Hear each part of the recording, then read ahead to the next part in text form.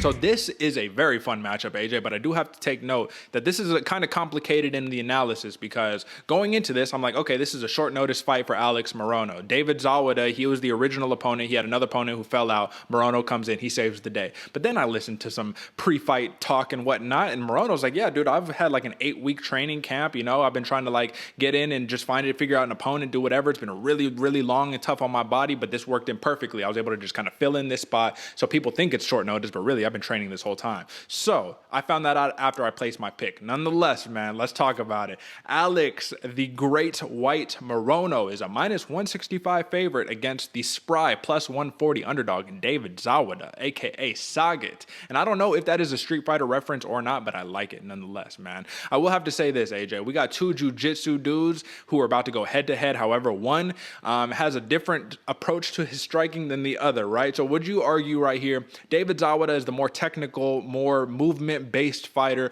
Morono, he's the definition of a pressure fighter who is trying to just swing and bang and take your head off with some hooks, man. I love Alex Morono for that, but I will say sometimes that gets him into trouble, especially when he fought Anthony Pettis just a couple of fights ago. Nonetheless, he got his last one. He's back on the win streak. He got the big win over Cerrone where he dismantled him in under a round. Very easy. And Zawada, they've been feeding him to the dogs, man. His last fight was against Ramazan Emeev, man. That is not a fun matchup to have for anybody if your goal is to want to strike and all that, because Emeev is just going to ragdoll you, throw you on the ground, and do all that, man. What do you think of this matchup, AJ? Who do you think on paper has the edge, knowing that this is a short notice bout for Morono? So even though he's been training, he hasn't specifically been training for Zawada. What do you think?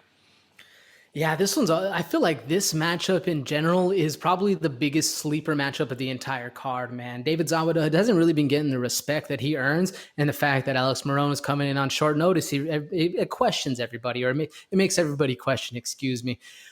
This one is crazy because I agree with you, hit the nail on the head. I definitely think Zawada, he's more of the technician. He has very good pressure. He's very good striking, amazing ground game, and he's very much so A to B fighter. Whereas Alex Morono, man, homeboy's throwing heat.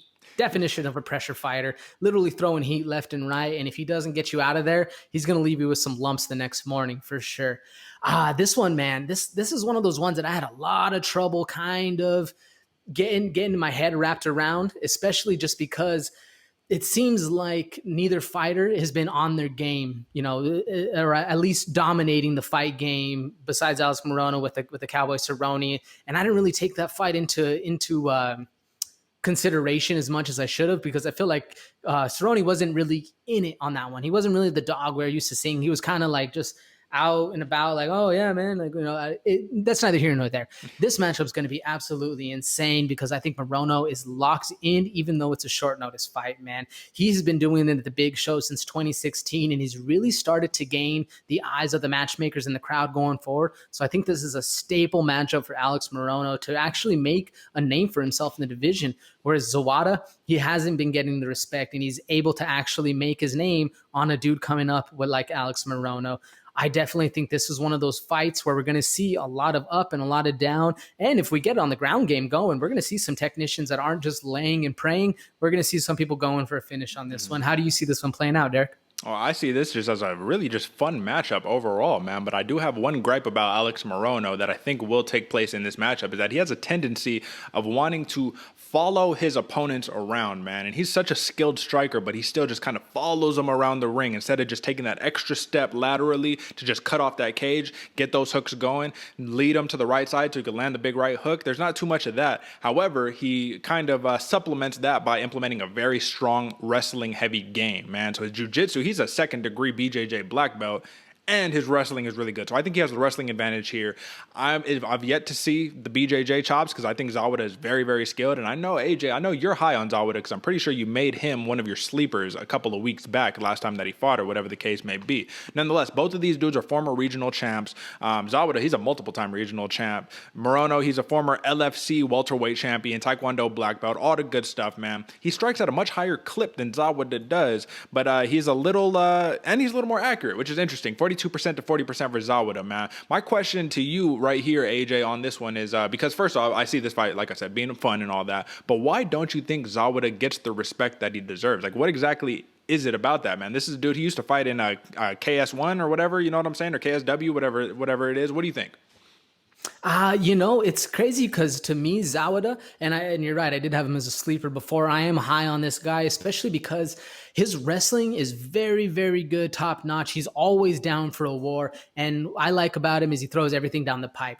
I'm not really sure why a lot of people aren't big on Zawada. I definitely think it could be a regional thing. It could be since he's from Germany, we're not used to seeing that many Germans come in and kind of take over the scene so much so. Like we've seen Khalid Taha, same thing with him big on, and I was big on Khalid Taha, came up and started to really fall short.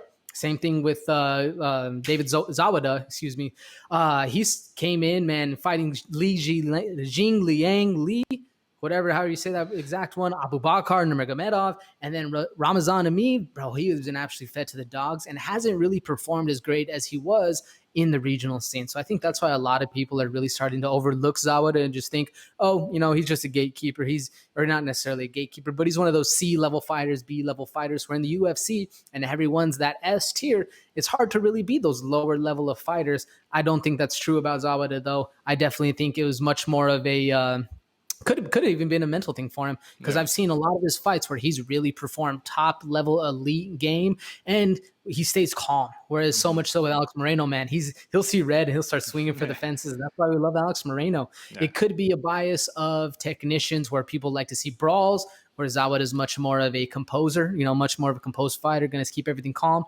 It could be a couple different things. Like I said, is why he's being overlooked. What do you think it is, Derek?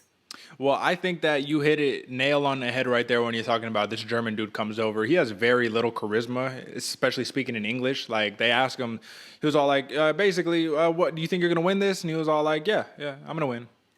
And just leaves it at that. You know what I'm saying? It's like, no, not really hyping it up, not being excited for it. I'm not going to lie. It made me a little nervous because I'm just like, okay, I picked this dude. Then I listened to the interviews and whatnot. I'm like, you don't sound confident, bro. Like, you're making me doubt you in this pick because we know Morono, he's game. He's confident. And he's got the X factor of having the coach called Saif Saud fighting out of Fortis MMA, man. So that's another really, really big one there. I will say this, man. I want to ask you, what's more surprising? Is it more surprising that we talk about Zawada as a grappling dude, a jiu-jitsu dude, all that good stuff, but he has less fights than Alex Morono, and he actually has, 5 more knockouts than Alex Morono. And we're talking about Morono being the big puncher, right? So when we're talking about knockouts, 19-7 is Morono, 6 knockouts, 6 submissions, 6 decisions. That's the dreaded 666 right there, man. I don't know if that's an omen or whatever, you know what I'm saying? But we'll put that out there. For David Zawada, 17-6, 11 knockouts, 4 submissions, 2 decisions. What does that mean to you?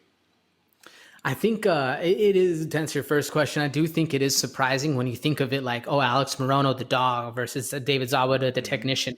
It's kind of crazy to think like, oh, man, Zawada has more knockouts. But what's the fastest way to get a knockout, Derek? It's the fastest way to travel as well, A to B. And that's what Zawada has. He also has the timing. So it definitely, on second thought, isn't that surprising to me. But the fact that Zawada is getting it done a lot more by finish instead of having more fights like Alex Morono, it just means to me that Morono is able to get it done in a lot of different ways. Like you said, the 666, but Zawada is able to stay a little bit more calm, a little bit more composed, and stay to the game plan. And really, especially thinking about it now with Alex Morono, his game plan can go out the door and he can start seeing red, and that's why we love him. What does all that mean to you, Derek? Do you see it the same, or do you see something a little different? Well, I'm really like glad to see Alex Morono can get it done regardless of how it goes down. To me, that speaks experience, poise, you know what I mean? Mental fortitude. For Zawada, it's actually surprising because it goes to show it's like, all right, yeah, you can get it done in all these different ways, but when you start banking on the knockout, you know what I mean? We see how that goes time and time again. Okay, well, if you can't get it, what are you going to do? You're going to resort to the grappling? Well, we know he's probably best in his grappling off of his back, and that's not a position you really want to be in mixed martial arts, you know what I'm saying? At least not strategically, like wanting to pull guard. We don't want to do that in MMA. I do want to kind of highlight, man, in his last win, which is against Abu Bakar Nurmagomedov, right? He pulled from bottom, had great hips, man. He was getting smothered on top, and then he ended up pulling an arm bar out of nowhere, and then it turned into like a triangle choke or something like that, man. But I will have to say this. I don't know, AJ, and this is some of the flack that people have put on Abu Bakar specifically. I don't know if that was a synced in real deal, all right, bro, I can't breathe, or if it was fatigue, I quit tap. And that's the thing. That's people's criticism on Abu Bakr Nurmagomedov. So then it makes you think, okay, we know the last name Nurmagomedov means so much in this sport, right? So maybe I'm putting a little too much that he was able to submit that man, even though it's not like he was able to submit Khabib. We're not talking about the same guy. Do you think that kind of plays into it right there? I think if you've ever been in there doing it and you're criticizing somebody for tapping for exhaustion, or if you're, excuse me, I'll say it like this: if you're criticizing somebody for tapping out of exhaustion, you've never been in there and done it before, because that's 90% of the taps. Man, you're just like, I'm good, brother. I'm tired. This is too much for me. Yeah, no, I don't play too much into that one as far as that, because David Zawada, he did have a very nice triangle choke locked in. And, when the world's closing down and that tunnel starts to creep in, man, it's hard to not just, all right, brother, let me out. Like, it's very hard. So, yeah, I just think it was just a tiny bit of a quick tap for Nurmagomedov. Nonetheless, man, we're not talking about him. We're talking about Morono and Zawada. And I do think that this is going to be a story of the winging hooks versus the straight shots. So with that being said, give me your pick and why, AJ. No, I agree with you, Derek. I do think this is going to be the story of A to B versus a round for C. And this one's honestly a very hard call for me. Like you said before, I'm very high on David Zawada going forward, man. Both fighters are very talented, but me personally, I think we're in for a grudge match, man. I think we're in for an absolute war. I'm going Alex Morono by decision. I know he's on the short notice fight, but he does a gas tank and he's an absolute dog. I think we're in for an exciting fight. I got Alex Morono by decision. Who you got and why, Derek? All right, man. I am rocking with Deutschland this time around. We're going David Zawada, man. I think I picked against him in his last fight, and rightly so, right? Because, he lost his last fight. But nonetheless, I think the man is going to be game. I think that the jiu-jitsu is going to be really high level, but I honestly think his jab, his straight shot is going to be the key to victory right there. That and the mobility, and as long as he doesn't get content just sitting on his back trying to fight out of his guard, I think we're going to have a really, really fun fight on our hands right here. And he gets to finally show who he is to the UFC people, man, fighting in America. I think this is a big honor for a lot of people that are coming from international places, fighting in Las Vegas, the fight capital of the world. What are we talking about, right? So I'm rocking with David Zawada, and I do think that this will go to a decision for a Zawada win. Could be split, could be majority, doesn't matter. I see it going for David Zawada on this one, my man. So, folks, I don't know if you noticed, man, but we got contrasting picks 3 in a row, you know what I'm saying? So that's the story of the night so far. May the best man win. Let's move on to the co-main, AJ, because